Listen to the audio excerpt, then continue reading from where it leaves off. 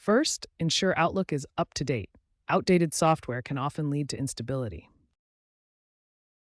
Show viewers how to check for updates in Outlook. Start by clicking File in the menu. Then select Account from the options. Next, choose Update Options. Finally, click Update Now to check for available updates. If an update is available, install it and restart Outlook. Mention that this is the simplest fix, so it's worth trying first. A corrupted Outlook profile can cause crashes on startup. To repair it, we first need to access the Mail setup in Control Panel. Start by searching for Mail in the Windows search bar. This will open the Mail Setup dialog. Once the Mail Setup window opens, click the Show Profiles button to view and manage your Outlook profiles. If repairing the profile doesn't work, creating a new profile is the next step. In the Mail Setup window from Control Panel Mail, click Show Profiles. Click Show Profiles,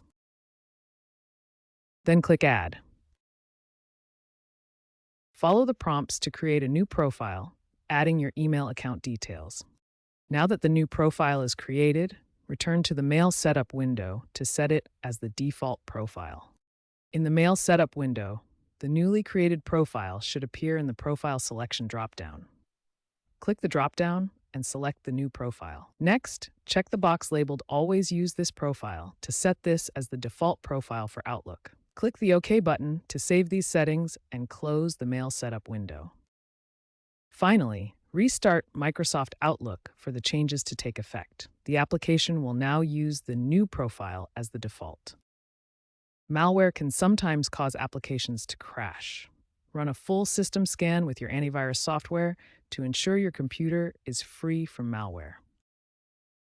Low disk space, especially on the drive where your Outlook data files are stored, can lead to performance issues and crashes. Ensure you have sufficient free disk space. To check your disk space, open File Explorer, right-click on your main drive, like C:, select Properties, and check the free space.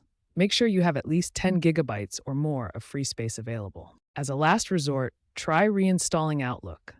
This can fix deep-seated issues that other methods couldn't resolve. First, uninstall Outlook through the Control Panel. Go to Control Panel, then Programs and Features. Find Microsoft Office or Outlook in the list, right-click it, and select Uninstall. Follow the prompts to complete the removal. Then, reinstall Outlook from your Office installation media or your Microsoft account. If you have the installation disk or file, run it and follow the installation wizard.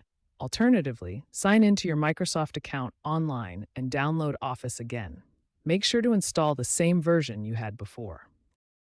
Occasionally, the crashing isn't the fault of the user. There may be server-side issues from your email provider.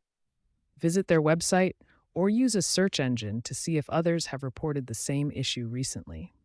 Contact their support line for more specialized assistance if necessary.